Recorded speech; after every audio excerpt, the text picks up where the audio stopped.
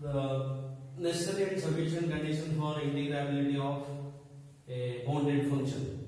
Theorem is important.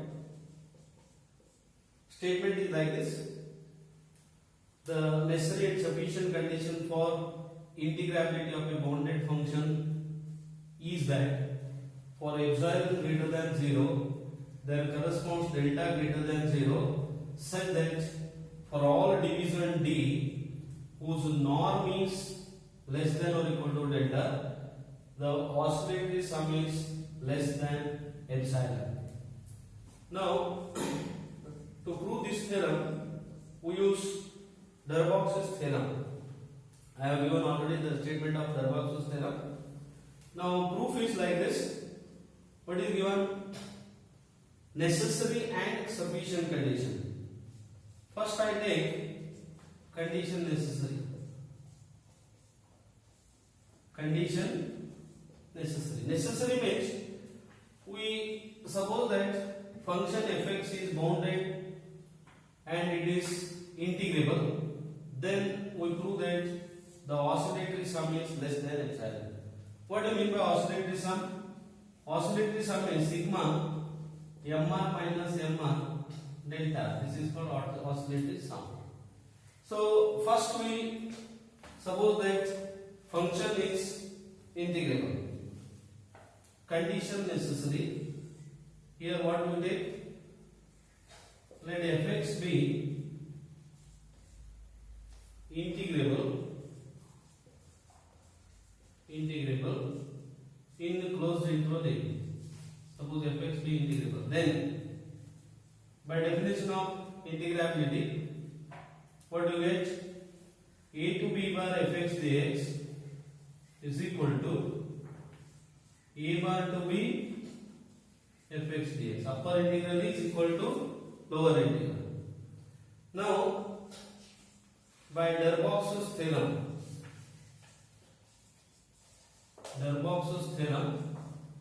what does Darbox's theorem states? For every epsilon greater than 0, there exists delta greater than 0, such that for all division D whose norm D is less than delta, capital SD is less than a to b bar fx dx plus epsilon. Instead of epsilon, we can take epsilon by 2. But here, what is given? Function is integrable. Therefore, we have a to b bar fx dx is same as a to b fx dx. Therefore, we can write capital SD is less than a to b fx dx plus epsilon by 2. Take this as 1. Again, small sd is greater than a bar to b fx dx minus epsilon by 2. Again, this is second theorem, Darbox's theorem. But because of this condition, since function is integrable, we have a bar to b is same as a to b. Therefore, it is a to b fx dx minus epsilon by 2. We take this as 2. Take this as 2. Therefore, from 1 and 2, integral a to b fx dx minus epsilon by 2 is less than small sd. From 2, a to b fx dx minus epsilon by 2 is less than small sd. And always small sd is less than capital SD, which is less than a to b fx dx plus epsilon by 2.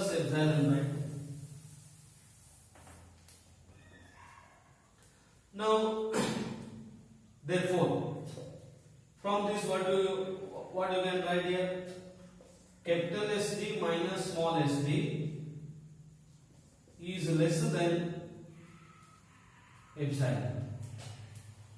From this, capital SD minus small SD is less than epsilon, because say what does this gives? One gives capital SD is less than this, small SD is greater than a to b fx dx minus epsilon by 2. Now to write this one from 1 and 2, you can understand by this way also. Small SD, I take minus small SD is, it is less than a to b fx dx plus minus a to b fx dx plus epsilon by 2. Now keep one as it is. What is 2? Small SD is greater than a to b fx dx minus epsilon by 2. Same thing I write, multiply by minus sign. Minus SD is less than minus a to b fx dx plus epsilon by 2. Now take this as 3. From 1 and 3, if you add 1 and 3, what do you get? Capital SD minus small SD is less than, here also less than sign is there, less than sign is there. SD minus SD is, this cancels, we get less than epsilon by 2 plus epsilon by 2 is epsilon.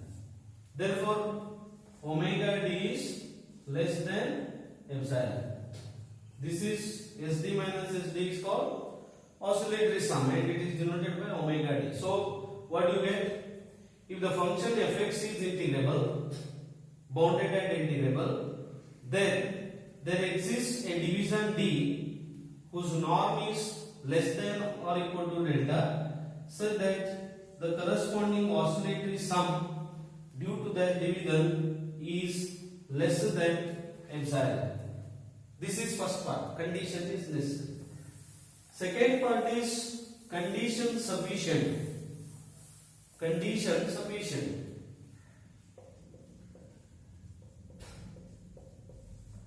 Condition sufficient.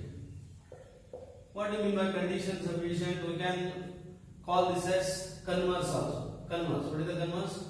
Condition sufficient means let the oscillatory sum omega d is less than epsilon. We have to prove that function is integrable. Function is integrable. Now this is the second part. What is given now? A function fx is continuous and it is bounded in AB, and there exists a division d whose norm is less than or equal to delta, so that omega d is less than epsilon. Now we have to prove that function is integrable. What do you mean by omega d? Omega d is capital SD minus small SD is less than epsilon. Now we have to prove that function is integrable. For that, say I write like this: SD minus a to b bar fx dx plus a bar to b plus a to b bar fx dx minus a bar to b fx dx plus a bar to b fx dx minus small sd is less than epsilon. What I did is, what is given? Capital SD minus small sd is less than epsilon. Now I have introduced this a to b minus a to b bar plus a to b bar minus a bar to b plus a bar to b. Now see, there are three quantities here. Each one of this is positive here, because a to b bar fx dx is, it is the infimum of capital SD, or capital SD is greater than a to b bar, and a to b bar fx dx is upper integral is always greater than lower integral, upper integral greater than lower integral, and again it is a bar to b fx dx is always greater than SD. Why it is greater than SD? because it is the supremum of set of all upper sums. Now each one of the quantity is less than epsilon. All are positive here. Three quantities are there. Each is less than epsilon. Therefore, a to b bar fx dx minus a bar to b fx dx is less than epsilon.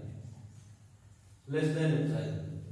So, when oscillatory sum is less than epsilon, we have a to b bar fx dx minus a bar to b fx dx is less than epsilon means this difference is less than every positive number means it is a bar to b fx dx.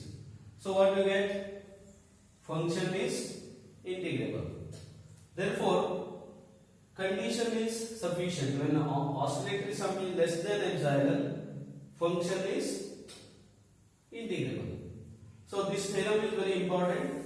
Go through once again the proof of this, you can easily understand. Only the Darbox's theorem plays important role in the proof of this integrability.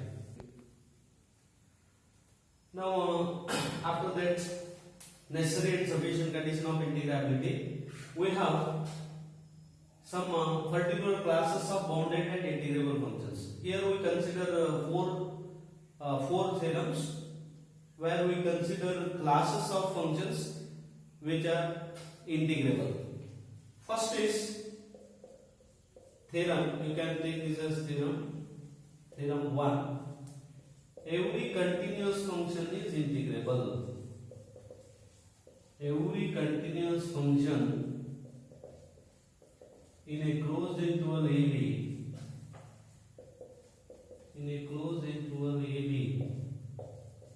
is integrable.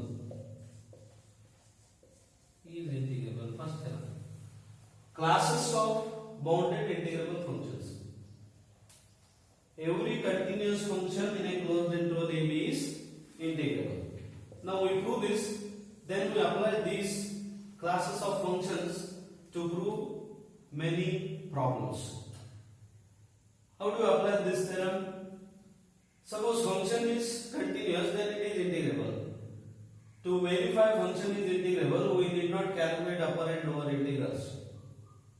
We have to verify whether it is continuous. If the function is continuous, then this is important. In a closed interval AB, then it is integrable. How to prove this one? To prove this, we apply necessary and sufficient conditions. Suppose fx is continuous function, and we have to prove that there exists a division D of AB whose norm is less than delta, so that oscillatory sum of fx in that division D is less than epsilon. That is a necessary and sufficient condition we apply. Proof is like this. What is given here? Suppose fx is continuous in closed interval AB. Then, if a function is continuous in closed interval AB, it is uniformly continuous. Uniformly continuous in the entire interval AB. Now we consider, suppose D is x0, x1, x2, etc. xr minus 1, xr, xn minus 1. Xn is equal to b, a division of AB. We can have a division of AB. What do you mean by division of AB? We have x0, x1, x1, x2, etc. xr minus 1, xr, so on, xn minus 1, xn. This is the subintervals of AB. AB is divided into this n number of subintervals. Since fx is continuous, we can divide AB into this number of subintervals such that the oscillation of, I explain what is oscillation. Oscillation of fx in each of the subinterval is separately less than epsilon by b minus c. What do you mean by oscillation of fx? Oscillation means, say x1 minus x0, that is called oscillation of fx. x2 minus x1, xr minus 1.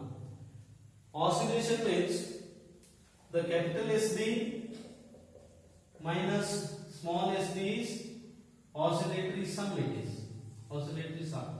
Oscillation means, suppose capital MR and small mr are the bounds of fx in R subinterval. Then mr minus mr, this is called oscillation of fx in R subinterval. Suppose oscillation of fx in each of the subinterval, this one, second, R subinterval, n subinterval, is separately less than epsilon by b minus c. Then the corresponding oscillatory sum, capital SD minus SD, omega d, it is denoted by, is less than epsilon by b minus a into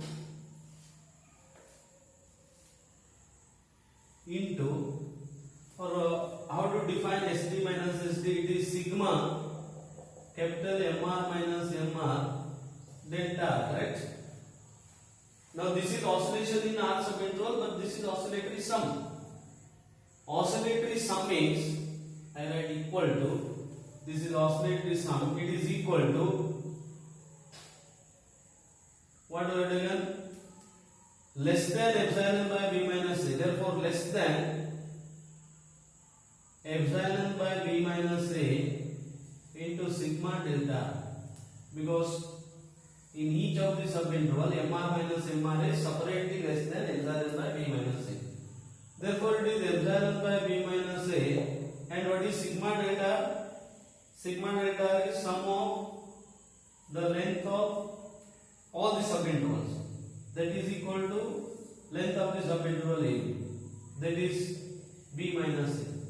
So it is epsilon. So what do you get? Capital SD minus small sd, that is oscillatory sum is less than epsilon. We can have a division of fx, so that for every division whose norm is less than or equal to delta, oscillatory sum is less than epsilon. By condition of integrability, we have proved one important theorem, necessary and sufficient condition. If oscillatory sum is less than epsilon, function is integrable. So oscillatory sum is less than epsilon, hence function is integrable. One continuous function is integrable. First step. Pause.